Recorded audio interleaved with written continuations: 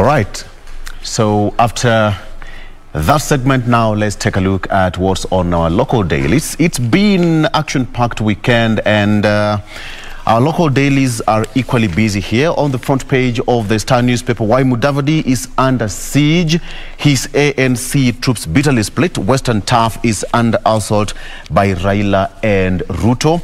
Which way Musalia Mudavadi faces undesirable options of teaming up with Raila or Ruto. That is what's on the front page of the Star newspaper here.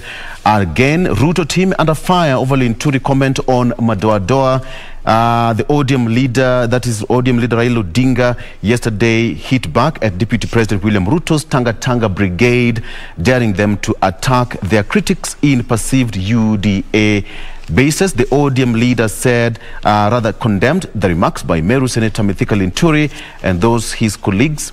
And in the Ruto-led UDA party, he said that the reckless and incendiary remarks will not be tolerated. We all remember what happened in 2007, and many of the leaders, both from the Tanga Tanga wing and as well as the ODM wing, have condemned these utterances. And by the way, we have to be very careful. We have to be very careful. Raila says that I see my mom in you.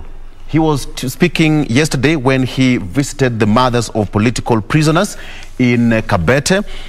Kenya could be past 5th COVID wave. That is according to the government, the Ministry of Health, but we are not off the woods yet. And according to Ministry of Health, the positivity dropped to 13.9%, down from 32% in mid-December. Either way, we still need to be careful.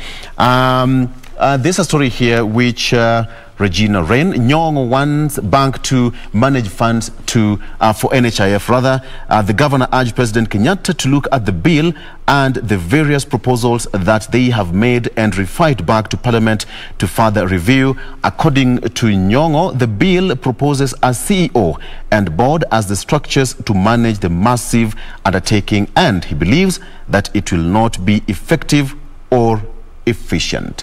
So that is there. Some good news here where a man was rescued after 3 days in collapsed Migori gold mine. This happened in Kopudhu gold mines in Rongo, after a miner was rescued alive after 3 days. One man called Noah Ogwen was rescued on Sunday, 3 days after the Thursday noon tragedy. He was trapped after the walls of the gold mine collapsed. This comes actually last year in Siaya, a Bimbo gold mine, where several miners were also trapped in the gold mine. You know, they were saying that the weather down there was not so good, and the walls of the gold mine also collapsed, trapping several miners.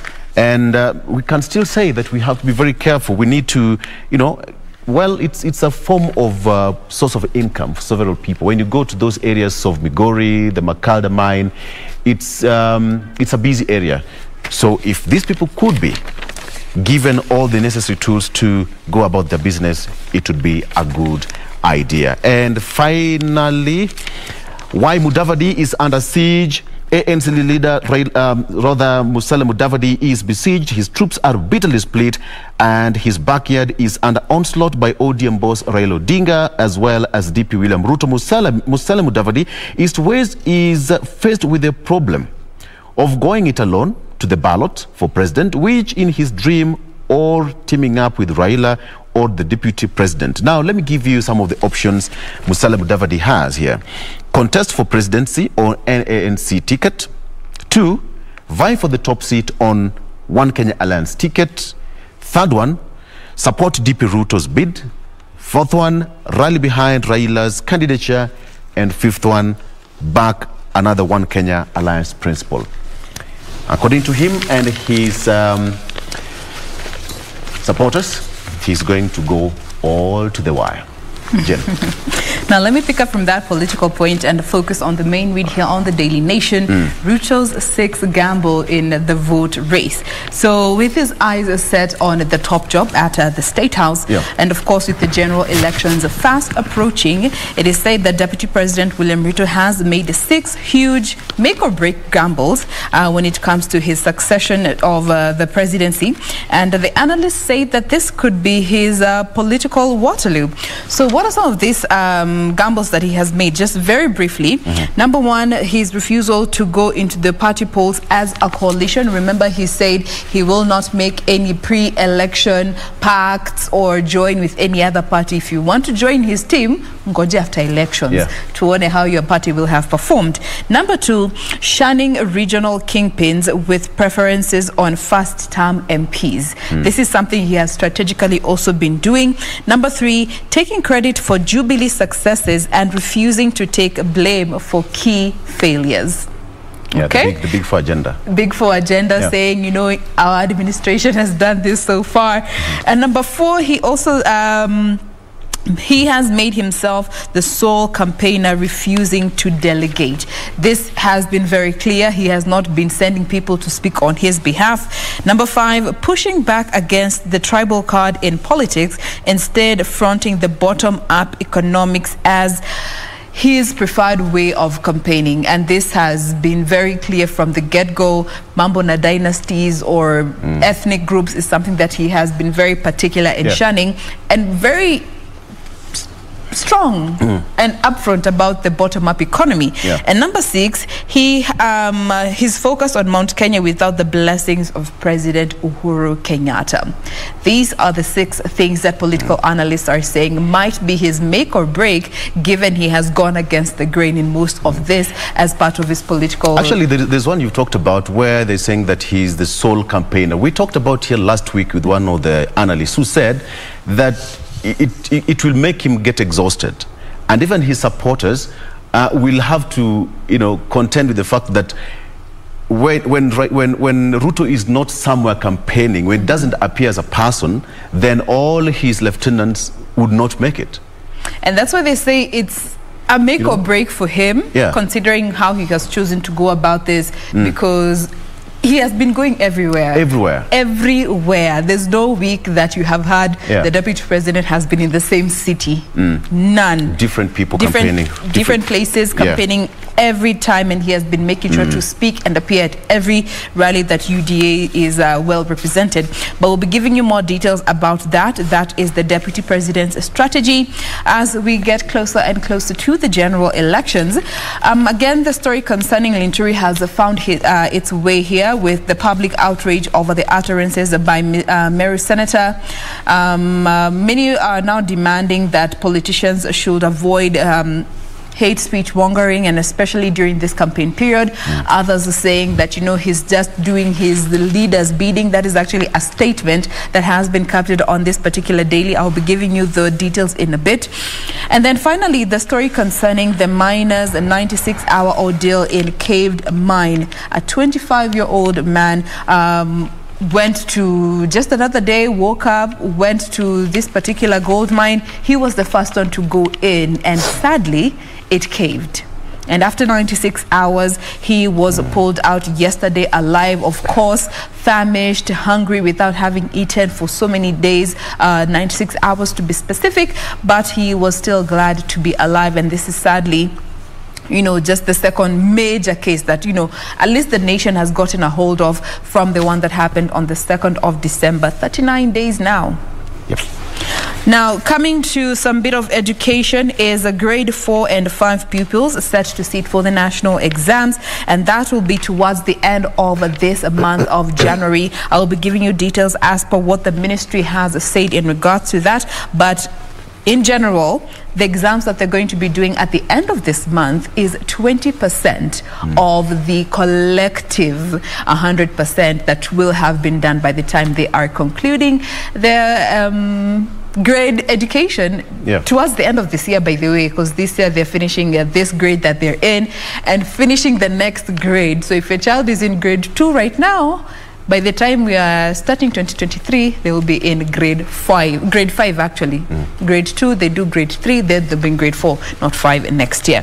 The other story here is concerning anxiety mounts among Uhuru's Mount Kenya loyalists, where leaders are seemingly unsettled over his perceived slow speed in providing a precise succession plan ahead of the August 9th polls. And I'll be starting with this particular story because there are some leaders who have, in one way or the other, threatened to defect should the president not give a way forward by the close of this month. Details coming up in a bit. Doreen.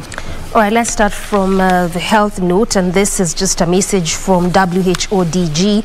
And remember that actually as of last week, we had established that part of his New Year's resolution is try to see how best they can end COVID-19. And this is why he mentioned that countries at least need to, by mid this year, to at least have vaccinated about 60 to 65% of its citizens. And now he's saying that people should actually stop referring to Omicron variant as mild, since it kills, and just says that it is highly contagious and can infect people even if they are fully vaccinated. And so far, a total of actually, just according to WHO, the UN Health Agency said that the number of global cases has now increased by 71%. That is just in a span of 1 week. And for the Americans, that is by 100%. And this is why there's a clear urgency for persons to stop referring to it as a mild variant, because whether or not you are vaccinated, it still can kill. But also that does not in any way mean that for those who have not been vaccinated, not to actually get vaccinated.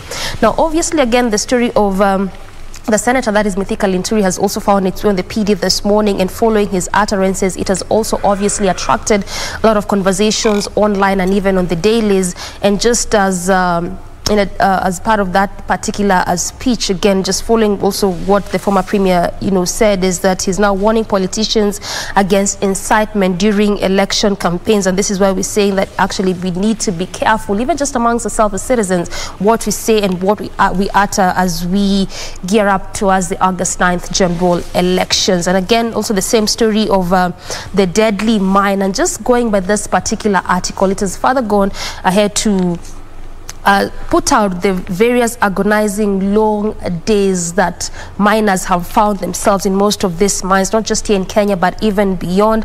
There's one of 41 days, that is in 2015, 5 gold miners were rescued. That actually was in Kenya, in western Kenya, as well as in another area in western Tanzania, after being trapped underground for 41 days. 69 days in Chile, where 33 people were also rescued after 69 days. That happened in 2010 in an operation which gained worldwide attention. Now, following this particular story of the 25-year-old, as it has been mentioned by Joseph Ngeny, who's the deputy county commissioner, he actually yesterday said that they are contemplating on closing on most of these gold mines, saying that it has become one of those things that actually is leading to a lot of death cases, especially in western part of the country. So that is what he is saying there. We also have some bit of politics. Ruto now alleges plot to rig presidential election, where the DP claims to be aware of plan to steal his victory, and he says he has established mechanisms to thwart such schemes, whereby he says that a fraction of persons cannot sit down and decide who is going to be the next president. Yet he has been traversing different parts of the country, just as you've mentioned there, Wamboi, and wooing Kenyans. So saying that candidates need to sell whatever it is that they have for Kenyans, but not a fraction of persons just sitting and deciding who's going to be the next president, and calling and, surrounding all this under what he calls the system therein. To some bit of education matters now, the ministry is urging the contractors who had been given the different tenders to construct the CBC classroom to actually make sure they do that by end of March, before this exams, because when the new term begins in April, they need to have begun the second phase of the construction of the CBC classroom. The ministry also saying that slowly they also want to continue rolling out the different phases of the competency-based curriculum, and saying that so far so good amidst the different the different push and pull that actually had been there when the CBC was being rolled out. And again, also as of last week, we had talked about the strike that was expected to begin today in Mombasa County, and now the medics say that actually they are going forward with that particular strike. Remember that part of what they were crying for is the addition of salaries and also the promotion of most of these health staffs. And they had said that by Sunday, if that was not met, then beginning today, that particular strike was going to take place. And so it just looks like patients in Mombasa might suffer for a while because of that particular strike that is expected to begin today in Mombasa County. And also, we have a very interesting article on the PD this morning. This is just a report that shows 55 scribes were killed last year. And this is actually very alarming as the widespread impunity. This is a report that was done by UNESCO Observatory of Killed Journalists that released that particular report. Just goes ahead to say that if we need to do more to ensure that those who work tirelessly to provide us with the information can be able to do so without any fear. And again, just trying to compare what happened last year in 2021 with a report that also was released in 2013 on the same. So when we get to the details, I'll be telling you more about this report, why it was done, and so far what is also being done to ensure the rights of journalists is actually protected. And again, going by what has been happening in Lamu, which also attracted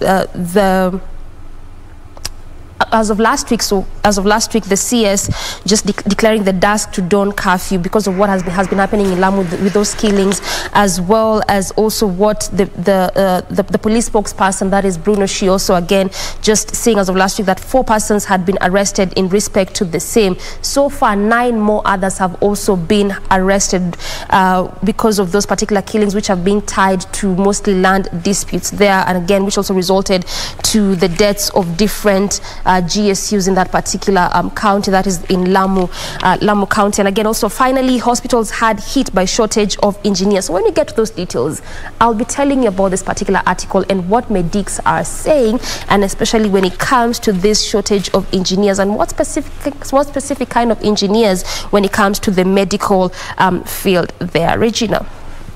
Well, on that note, we take a quick break. We'll be right back to just look at what has been making headlines in the various dailies. We'll be right back.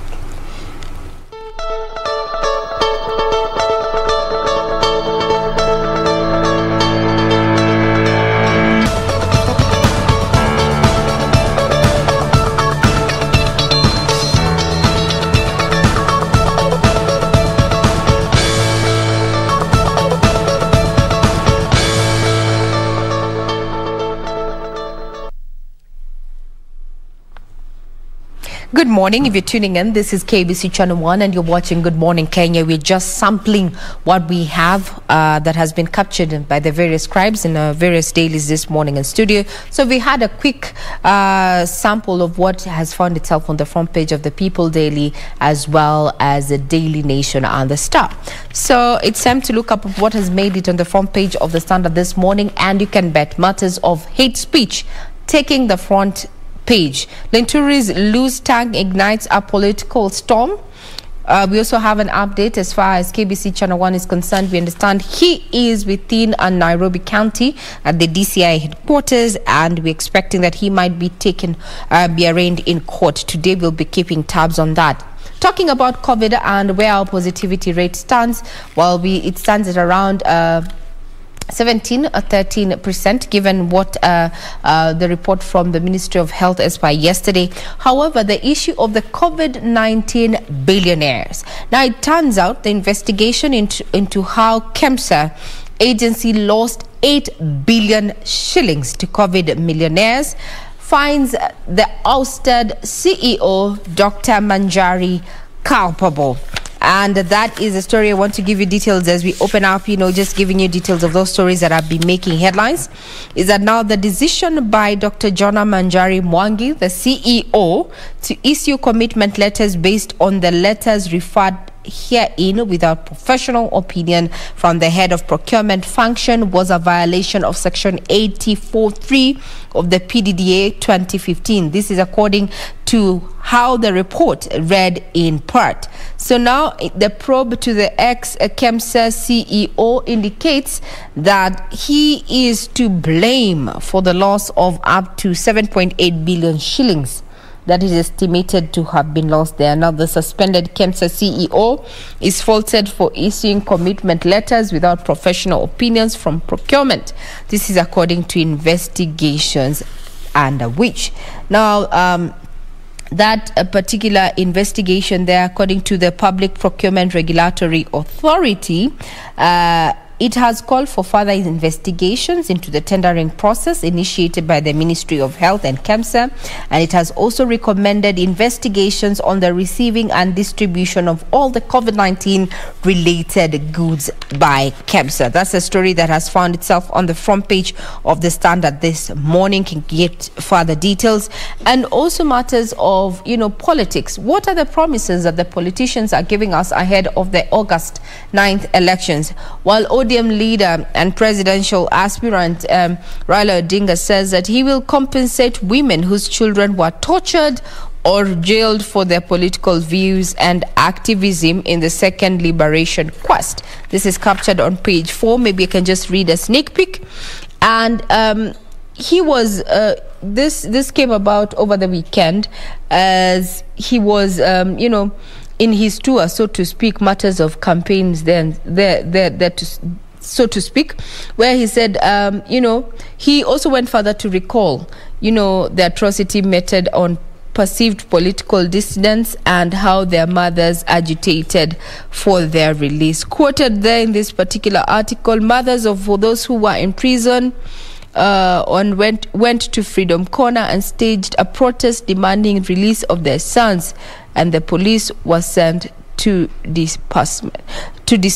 Well, if you read our history, in as far as Kenyan politics is concerned, you've known that mothers have come out many a times to stand against atrocities, especially meted on their sons in matters politics. You can go down in history and read that who were those particular women who went out and stood up for their sons. One of the mothers was Mama Koigi Wamwere. Remember Koigi Wamwere? Yes. He was part of the march that was made it in 1992. The protests were also Monica Wango Wamwere, that is the mother of Subukia MP Koigi Wamwere, and Charles Kuria Wamwere, who were detained in 1990. Now, there was a petition to actually compensate them in 1992, but was dismissed on April 15th, 2016, alongside that of Priscilla Mwaura, the mother to Gitao Mwaura, that is, not Mwaura. Also part of this team was Milka Wanjiro Kenothia, that is mother of lawyer Rumba Kenothia and Ruth Wangari Thongo, as well as mother of Wakaba Thongo, whose famous picture daring the police with other women remains an enduring image there. They actually stripped their bare-chested their political protests. So you can go down in history, and according to ODM leader Raila Odinga, he pledges to compensate mothers of political prisoners if he takes the top seat after August 9th. Another story that has captured the scribes this morning in this particular daily, and now this focuses on counties. And I know where we stand in as far as matters of finances. A majority of Kenyans are, if you're not borrowing money from fintech or other digital lenders, you are approaching Shylocks.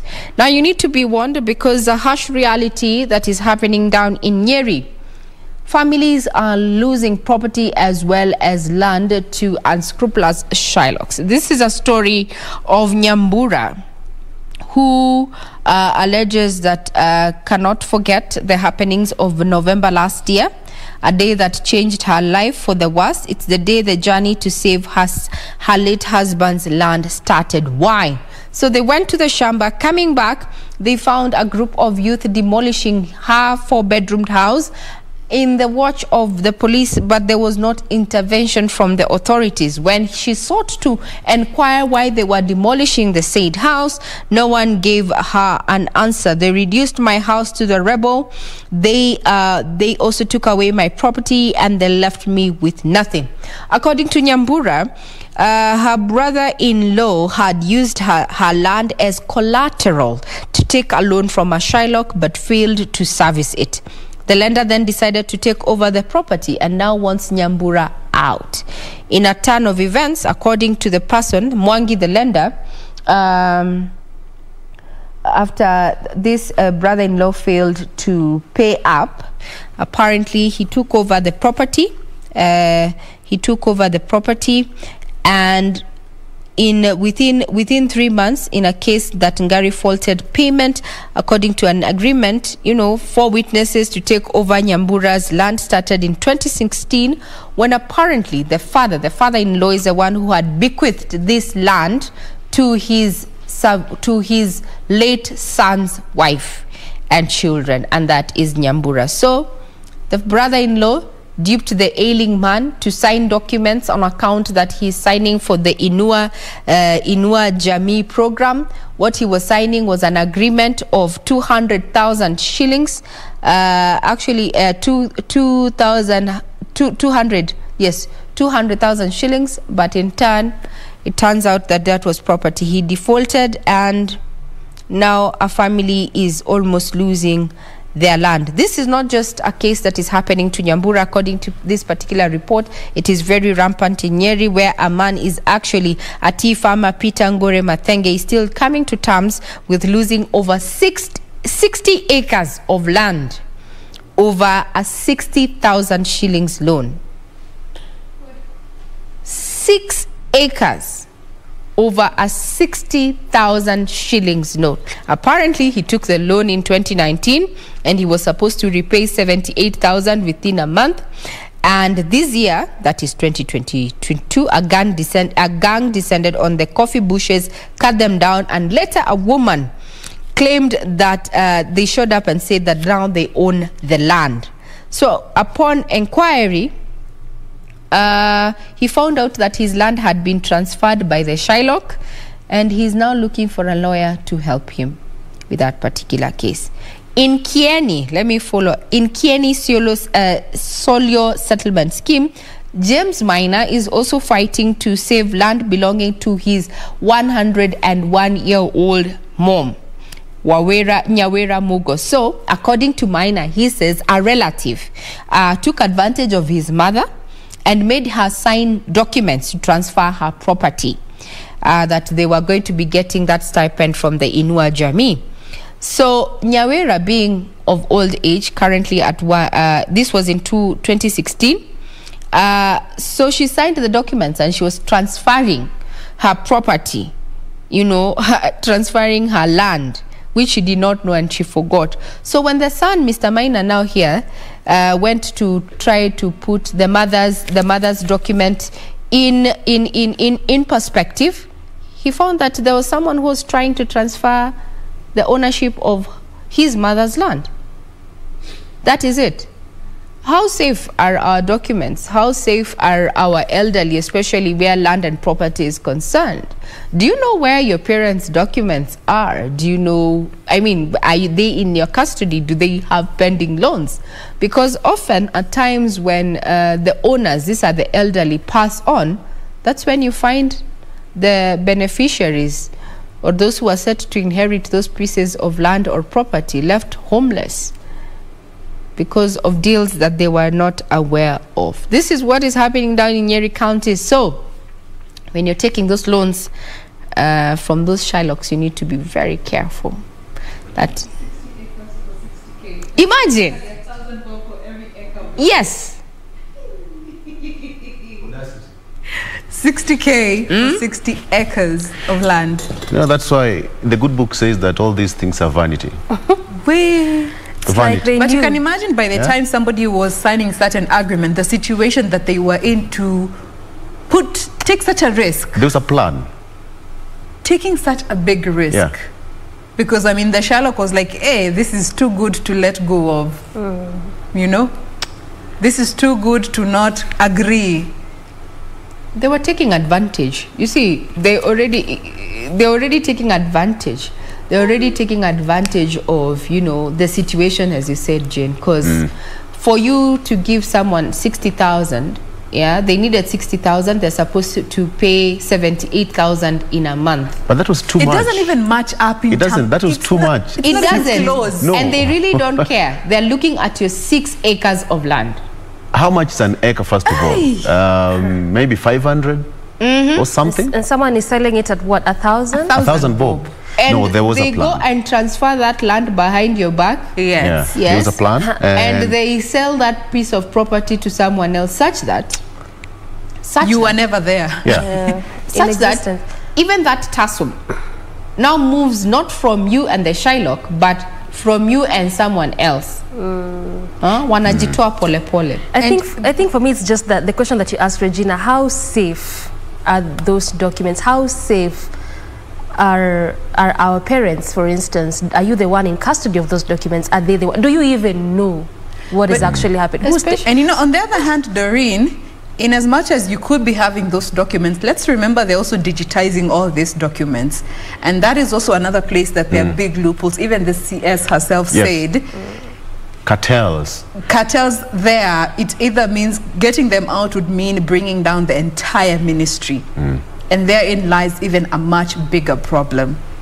I wouldn't Because mind guys if the ministry are went down. hacking the ministry's portal, transferring details, even the lawyers themselves. There's a piece here concerning how farmers are also losing land because lawyers are lying to them, transferring their property, selling them, reselling them, reassigning this property, all from the ministry's portal. And that's why perhaps there's that question of like two people owning one piece of land. So who do you trust now? Is it the lawyers? Because if they're the ones who are supposed to be assisting you and helping you understand most of the legal terms, and then they're the ones conning you then. I think the solution to all to this is that if you have elderly parents, you know, and at least your children have come of age above 18, don't wait until they're 21.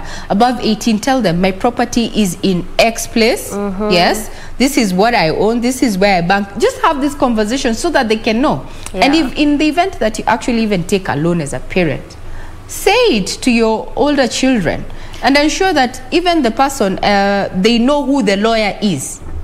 And because it has happened. But you know, Regina, it has actually happened so that they can also follow up. Yes. Or even just being on the know, just have some knowledge of what is happening. It doesn't hurt that every year when you meet for family gatherings, we're just from the festive season, those who go back at home. Every year that you meet, what do you discuss? These are some of the things that you need to discuss because, I mean, a year is a long time.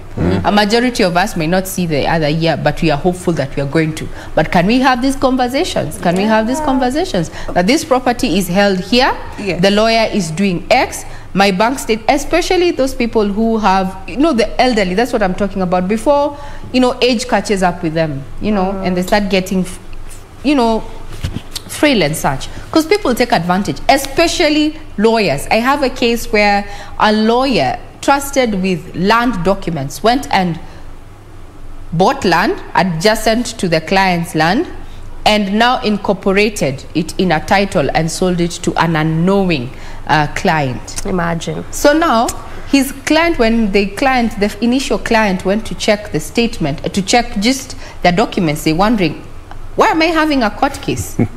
Why am I having a court case? And it says I even did not appear in this court matter. We're talking about my land. Who sold it? It was a lawyer, a trusted lawyer, over 15 years of service. Regina, that sounds a bit easy. You remember there was some years back where a government official was accused of selling cemetery land. You go and say, this land, this is the map. Okay, go to the ministry. This land is prime, good, very nice. You look at the LR number, then you're referred to a cemetery. And business is gone. You've paid hundreds of millions of shillings. Gone like that. Gone like that. So you ask, hey, you guy, you know what? This LR number, iko Langata. When you look at this, it's not anywhere within the CBD. But now maybe that should be sort of like a wake-up call, even just to us as Kenyans. I mean, if lawyers can be able to do that, like I said, they're the ones who need to help us understand most of these legal terms, what land issues, what it pertains and all that. But it looks like they're the ones who are conning most of these Kenyans. So maybe it's just like a wake-up call to Kenyans. Also do due diligence. Try and get some knowledge and understanding of even what you want to buy, just by yourself, before you even engage the services of these lawyers. But because, also, we need to be alive to the fact that there are also children who are stealing from their own parents. Good one. And, you know, just from what Regina is saying, there's so much good in that, but that comes from a space where you've had a good relationship with your parents.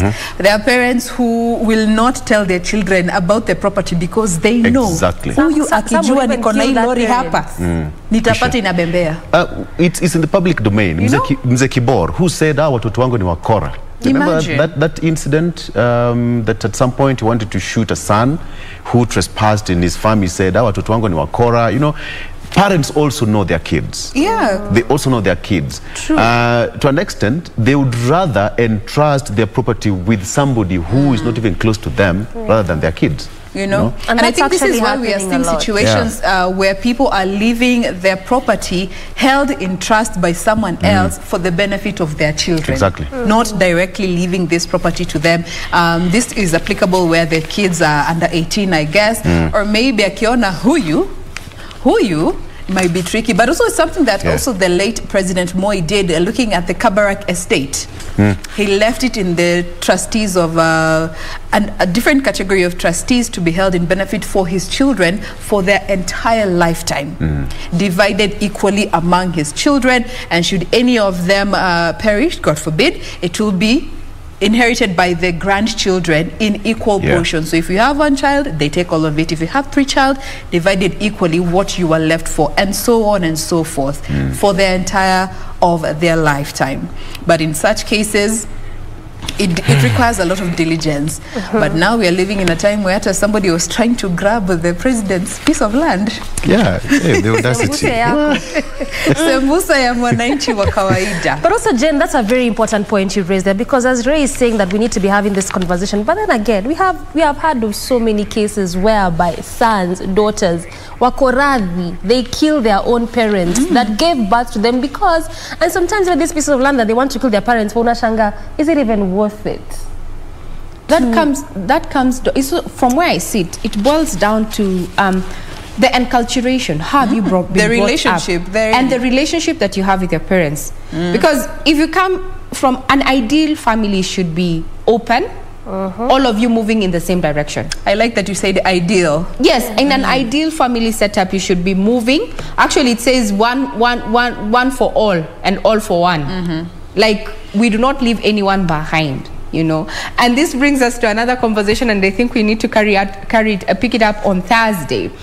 Over the festive season, I saw quite the conversation on social media, where some people were coming out to say it is very unfortunate that they do not have money, or they do not have the status that the family wants, such that even in that particular gathering, they're not allowed to speak. Our pay nafasi ya kuongea when the family is making decisions, is that person anamba, shh, you keep quiet. Or if they are guests who are coming into the compound, unatumu ufungue gate. Now wash a gari za guests. Now wash. I mean, we need to have those conversations about family. What is the ideal setup for a family, and how can we correct this? If you've seen it in your home, ensure it doesn't get into your home. If you've seen it in your parents' home, ensure that you do not get these traits coming into your home once you settle down. I think that's an interesting conversation that we can pick up on.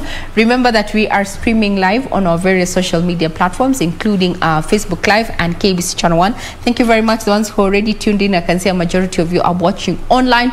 We also invite you to give us your feedback in regard to the particular, stories, including news that we have broadcast for you. You can get us on Twitter at KBC Channel 1. We have Traffic Marshal A1, at Doreen Arange, at Victor Olo, at Jane Momboy, and I am available on Twitter at Ray Manyara. For now, we take a quick breather. When we come back, we're going to be looking at matters politics.